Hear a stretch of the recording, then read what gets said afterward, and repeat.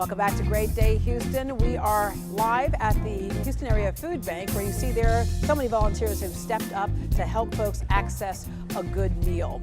Probably the most vulnerable in our community were the children and elderly folks. When they were lost, they had no place to go. Buckner International stepped in to help. And joining us right now is Adam McKinney with Buckner International. Hello there. Hi, Deborah. All right.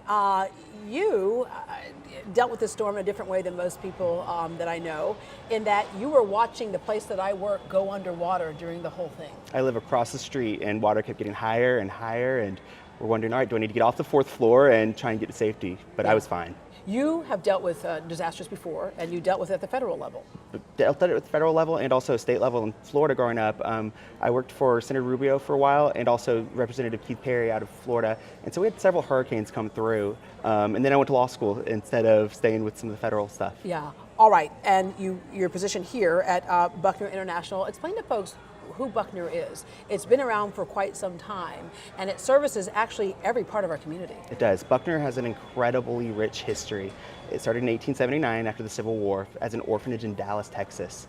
It has gone international all throughout the state of Texas, and we help the most vulnerable in our community from the full spectrum of life, from children and families to seniors. Yeah. And so we have family hope centers, we have hospice, we have retirement living, we do the full spectrum. Yeah, my mom is in the hospice program with Buckner, and it was interesting because she called me and she said, she was watching TV, she goes, now all this flooding I'm seeing, she goes, now is this in Houston? And I have to say, to the credit of Buckner and then Parkway Place, what they did was they really insulated that group of people because there was flooding all around them. But they called me 2 days before and said, hey, just want to let you know that we have extra staff here, we have extra food, we're prepared for whatever may come our way, which is one of those things that people might think about for next time, so that you don't find yourself in this position, especially with our older parents and things, to make sure that the facility you have them in is prepared. Safety is our first concern for the people that we serve, the people in our communities and ones that have trusted us with their lives and wherever stage they're at in their life. It is very important to us to make sure that if a hurricane does happen, that we're prepared. And so we did make the decision to shelter in place and not put people on the road and not transport, and there was no flooding at Parkway Place. Some of our other locations did have some damage, but we made sure that every single person was served and had what they needed. Yeah, all right, you helped over 800 families, 3,500 individuals. What types of things? So far, and that's just at our Aldine location. They keep coming, right? They keep coming. So we've had some great community partners step up.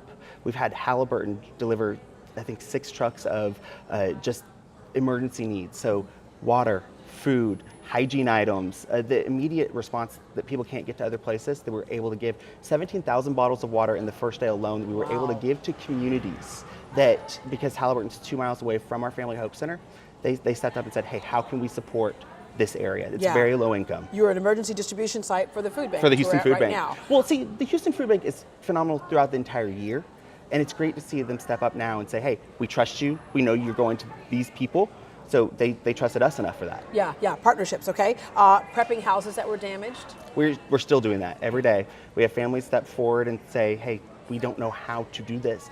So we're helping with bleach, we're helping with taking care of gloves and masks, and we need more people and more of these supplies, but it keeps coming and people come from the most random places. Yeah, speaking of random places, we had Kamora Lee Simmons and Russell Simmons came in recently, and they wanted to help us. Well, I think what people are seeing across the country, or if not around the world, what they're seeing is how Houston has come together with that really, really big heart, and so it makes them want to be part of it as well. So what happened with that? So Kamora came in, they donated $25,000 to an organization called The Unmentionables. It's a great nonprofit, but it's just for disasters and distribution. And so Buckner is not a humanitarian aid agency in place, it's a social services agency for the full continuum of lifespan.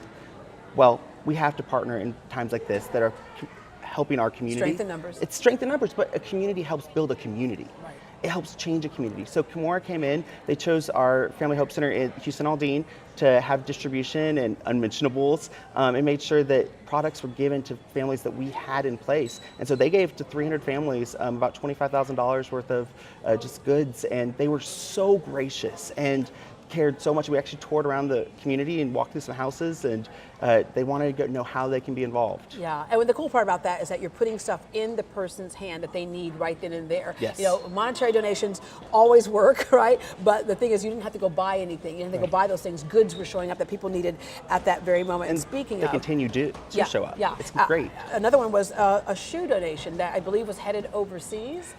So Buckner International has a program called Shoes for Orphan Souls. To date, we've given 3.5 million pairs of shoes internationally and domestically to Kenya and Guatemala and areas that people need to have health and be able to go to school, and just a way to change. A pair of shoes changes someone's life. Yeah.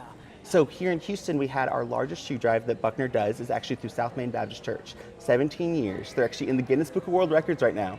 But it actually was ending the Sunday that Harvey hit.